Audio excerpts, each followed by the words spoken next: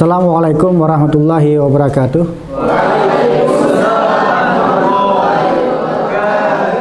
Alhamdulillahirabbil alamin wa bihi nasta'in ala umuri dunya waddin wassalatu wassalamu ala asrafil anbiya'i wal mursalin wa ala alihi wa sahbihi ajma'in wa man tabi'ahu bi ihsani ila yaumil amma ba'du.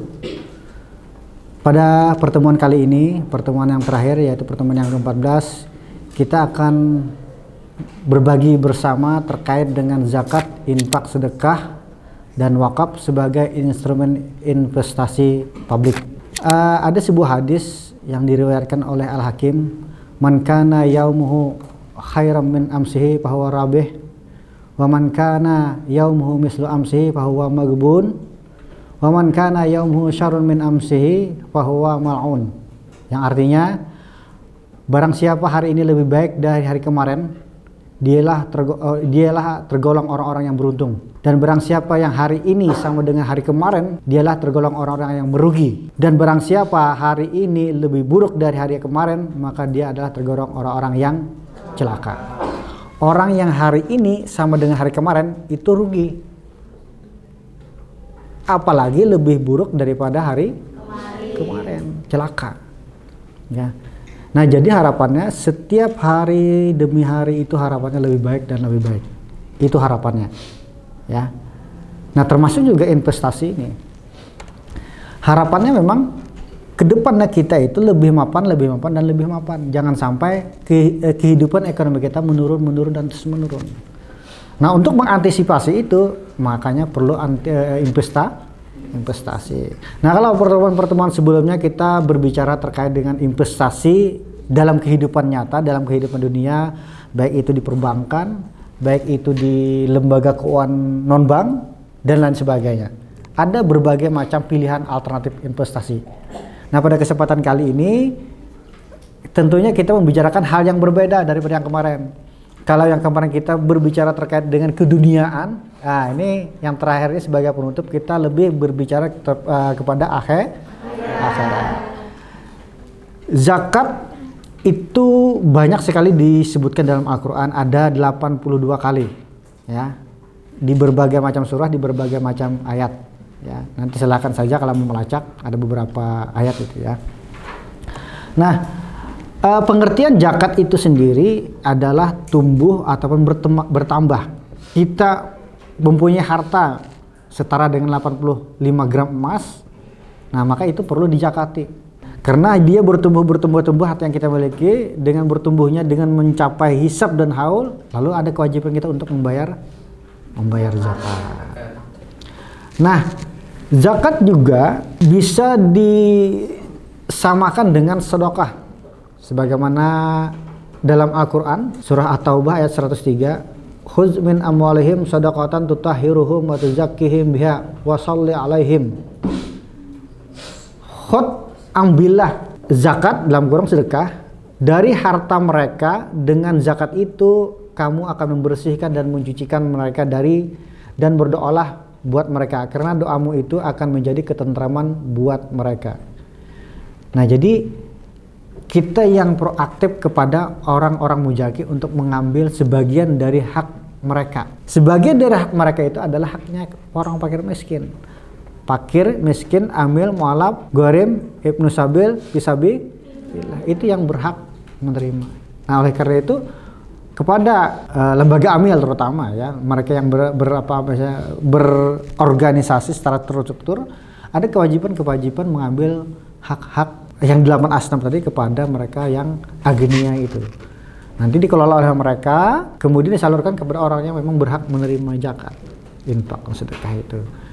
Nah, saat ini yang terjadi di masyarakat adalah mereka menyalurkannya secara individu, yang terkadang itu tidak tepat sasaran. Ada orang-orang yang lebih berhak lagi menerimanya, tapi ternyata tidak dapat. Oleh karena itu pemerintah atau lembaga swasta dalam hal ini, baik Basnas, Lasnas, atau Lajismu dan sebagainya, lembaga-lembaga terkait dengan itu, yang mereka lebih profesional harapannya bekerja.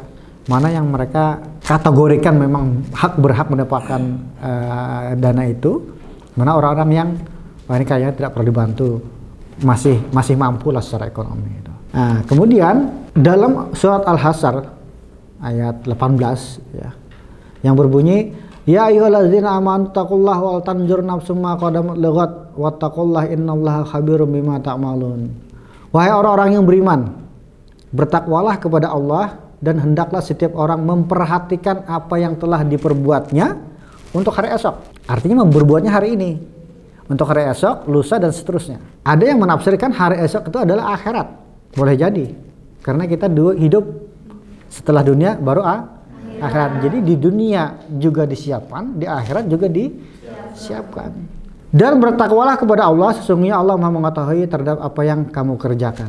Nah, kemarin beberapa pertemuan yang sebelumnya kita telah membahas terkait dengan investasi di dunia. Reksadana syariah, saham syariah, sukuk, dan lain sebagainya. Termasuk juga bank dan lembaga keuangan non-bank. Itu kita investasi untuk dunia. Ya. Kalian saat ini hidup sendirian. Mungkin kalau kiriman orang tua 1 juta cukup. Kemudian Anda bekerja, kiriman orang tua nggak ada lagi. Gaji 800 cukup. Nanti naik 2 tahun kemudian gajinya sudah 1.500.000 cukup.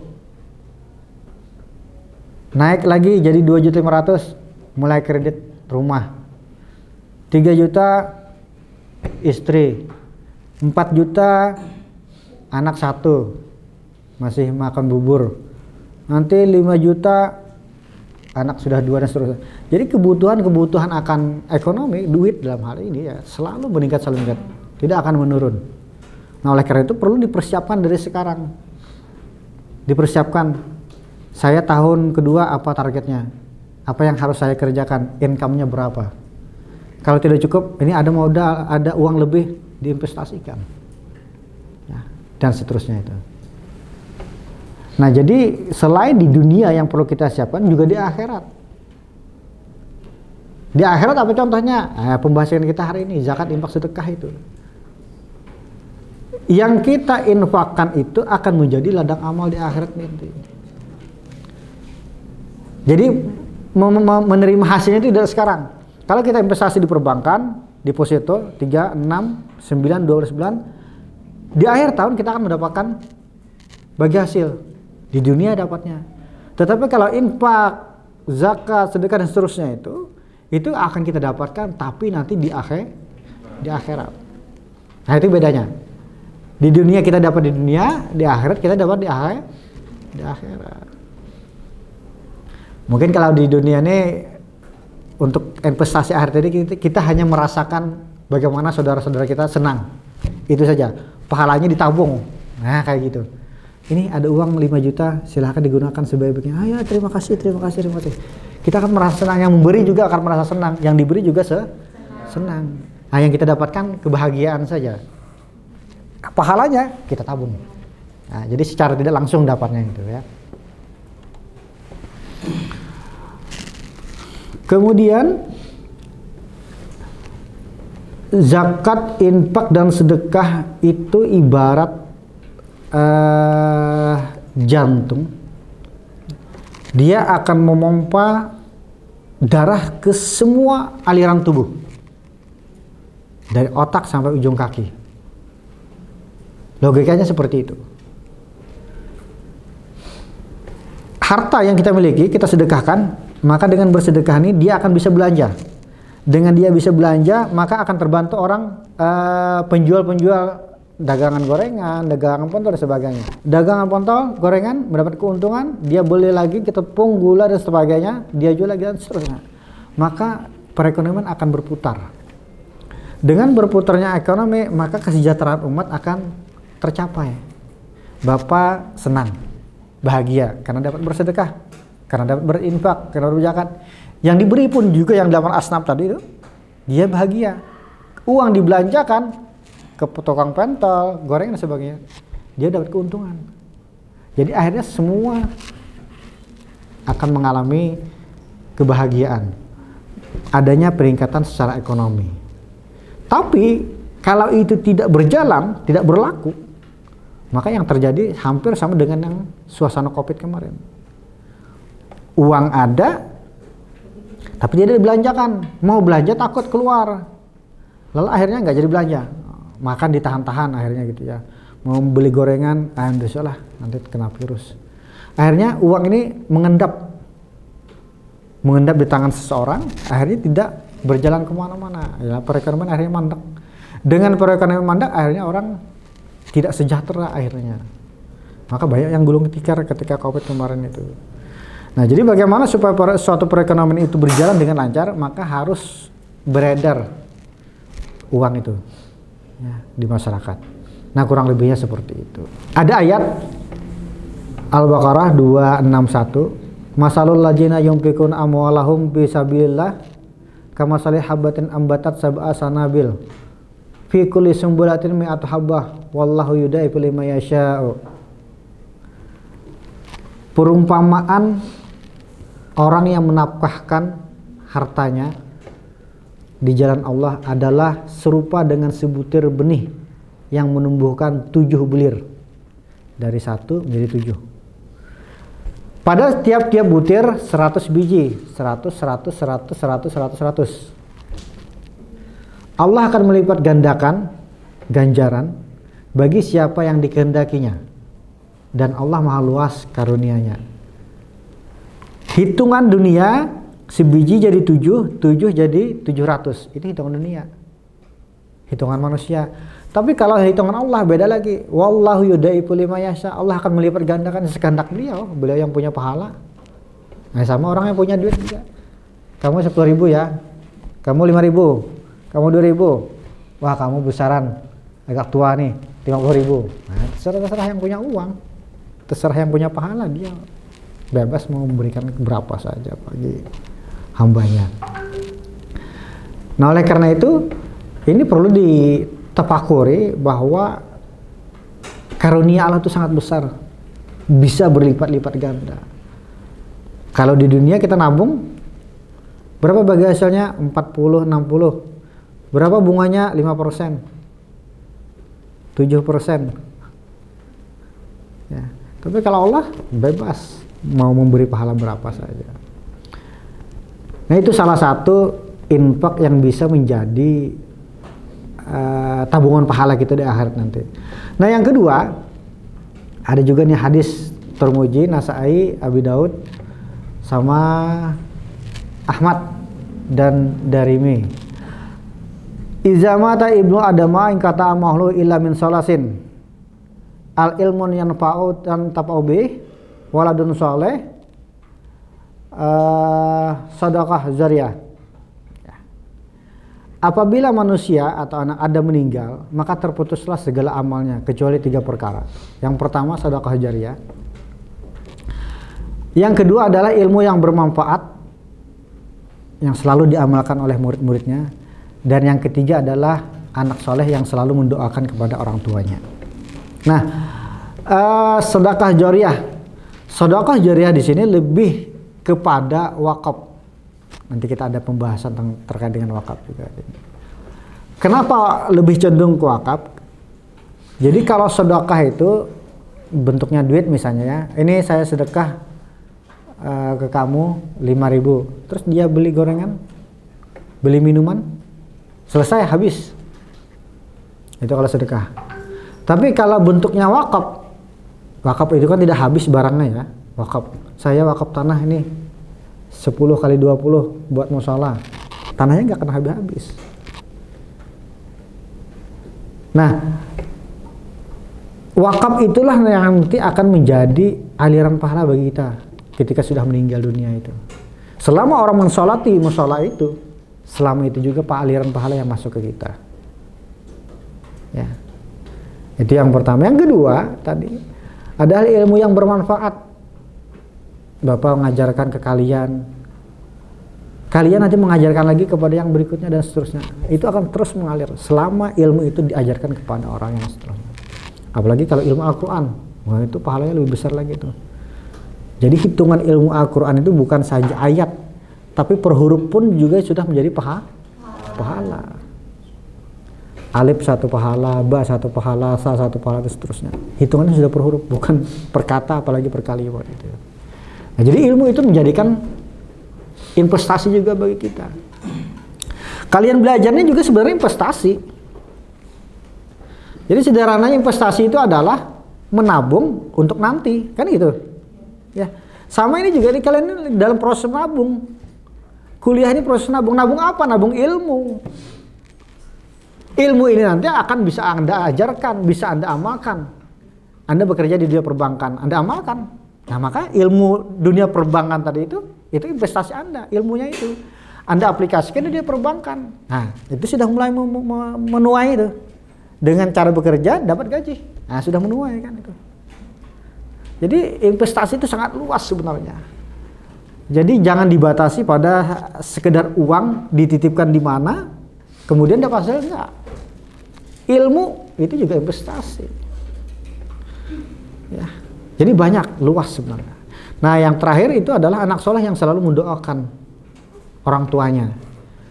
Maka dari itu didiklah anak kalian itu semaksimal mungkin menjadi orang soleh. Karena juga dia amal jariah. Pun juga bisa menjadi bukan amal, dosa jariah. Ketika anaknya berbuat maksiat, maka orang tuanya sedikit banyak terlibat kecipratan dosanya gitu ya. Maka betul-betul dalam menjaga anak, menjaga akhlak anak ya. Disekolahkan sekolahan yang benar, di sekolahan yang islami. Karena nanti Anda akan dipertanggungjawabkan.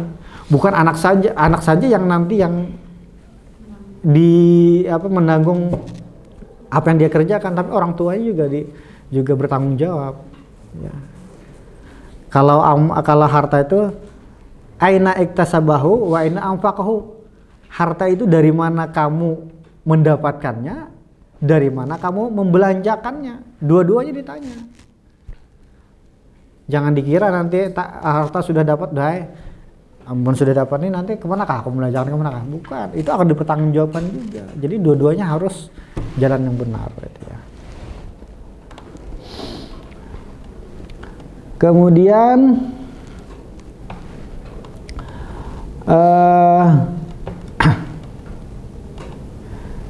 terkait dengan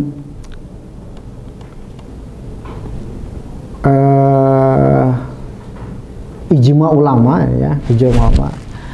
Yang dimaksud dengan sedekah jariah itu tercemin dalam sabdanya tadi ya, apabila ada meninggal maka terputuslah semua amalnya kecuali 3 perkara: sedekah jariah, ilmu yang bermanfaat, dan anak yang soleh. Terakhir ini sebagai penutup, di Indonesia kalau kita lihat pengangguran itu selalu bertambah, apalagi di Banjarmasin ya, kalau kita melihat data terakhir itu. Nah, dengan harapan adanya infak, adanya sedekah, adanya zakat itu dapat mengurangi tingkat kemiskinan, tingkat pengangguran, minimal seperti itu.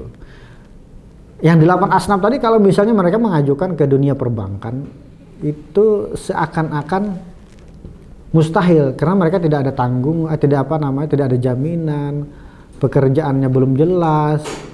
Kalau lembaga keuangan ya pasti mereka yang menolak. Mana jaminannya? Nggak ada. Pekerjaan apa? Nggak jelas. Serabutan. Sementara kalau lembaga perbankan harus jelas, dia sudah berusaha ini sudah sekian tahun, 2 tahun minimal biasanya ya. Kemudian ada jaminan dan sebagainya. Nah, harapannya dengan ada zakat, infak, sedekah ini bisa memberikan angin segar bagi mereka yang 8 asnaf itu. Oh, inilah ada dana bergulir 1 juta. Tolong kamu kelola. Nanti kembalikan semampumu. Kalau bulan depan bisa 200, 200. Kalau bulan depan bisa 100, 100 loh. Kalau 100 berarti 10 bulan kembali. Ya, kalau 200 berarti 5 bulan kembali. Nah, ini ada bantuan kepada mereka yang membutuhkan itu, fakir, miskin dan seterusnya itu. Nah, dengan adanya zakat, infak, sedekah itu mereka terbantu ya, saudara-saudara muslim kita itu terbantu. Akhirnya dia bisa berbisnis dari kecil dulu ya, yang modalnya 1 jutaan nanti besar menjadi 2 juta dan seterusnya. Kalau sudah besar buka cabang di mana-mana dan seterusnya. Nah, itu harapannya. Jadi sangat membantu ya, terutama bagi mereka-mereka yang tidak punya pekerjaan, dengan adanya dana hibah atau cuma-cuma, atau istilahnya kalau di dalam lembaga keuangan tuh qardul hasan ya, pinjaman tanpa ada tambahan, tanpa ada kelebihan. Namun pada prinsipnya sebenarnya itu qardul hasan itu adalah sesuatu yang harus diberikan kepada mereka yang berhak menerima itu. Tapi karena kalau diberikan itu pasti akan habis, konsumtif jadinya, lalu akhirnya bahasanya bahasa pinjaman. Karena sifatnya pinjaman maka harus dikembalikan. Nah, kenapa harus dikembalikan? Tujuannya biar bisa dipinjamkan lagi kepada orang-orang yang membutuhkan. Kalau dana tadi sifatnya konsumtif maka akan habis. Maka saldo di lembaga keuangan akan habis. Jadi bagaimana saldo itu kan tetap bertahan, syukur-syukur bisa bertambah. Artinya semakin bertambah itu bisa membantu masyarakat yang membutuhkan lebih luas lagi wilayahnya. Kalau tadi hanya mungkin satu kelurahan, nah ini 2 kelurahan, 3 kelurahan, atau bahkan 1 kecamatan. Harapannya seperti itu. Ya. Jadi zakat, kesimpulannya nih ya, zakat, infak, sedekah dan lain sebagainya itu sangat bermanfaat sekali bagi mereka-mereka yang notabene tidak punya uang ya, untuk kebutuhan modal kerja dan sebagainya. Nah, di sisi lain kita juga sebagai orang yang muzaki dan lain sebagainya, itu orang yang memberikan itu, kita juga terbantu. Tapi terbantunya tidak dalam dunia ini, tapi di akhirat nanti akan kita petik. Karena seseorang itu akan masuk surga sesuai dengan amal perbuatannya. Orang yang sering puasa itu akan masuk surga pintu Ar-Rayyan. Nah, orang yang sering tahajud itu ada lagi pintunya. Ya. Orang yang sering bersedekah ada lagi pintunya. Jadi Anda silahkan masuk pintu surga lewat pintu yang Anda sukai. Pintu yang mana amal Anda banyak di dunia itu. Ya, kalau punya uang banyak ya silakan bersedekah. Mudah-mudahan dengan sedekah itu Anda bisa masuk surga lewat pintu itu. Yang berpuasa ya silahkan, tapi jangan memaksakan juga. Puasa Senin Kamis jangan ya. Tapi kalau puasa wajib silahkan ya. Jadi sesuaikan dengan kondisi Anda. Anda punya uang berarti sedekah. Anda tahan berpuasa, puasa. Anda bangun tengah malam tahajud, siap tidak ngantuk mata, silahkan tahajud. Banyaki sholat sunnah dan seterusnya. Jadi sesuaikan kemampuan Anda. Nah, barangkali ini yang dapat Bapak sampaikan dalam kesempatan kali ini. Mohon maaf atas segala kekurangannya. Akhir kata Bapak tutup dengan bacaan alhamdulillah. Alhamdulillahirabbil. Billahi taufiq hidayah. Wassalamualaikum warahmatullahi wabarakatuh. Waalaikumsalam.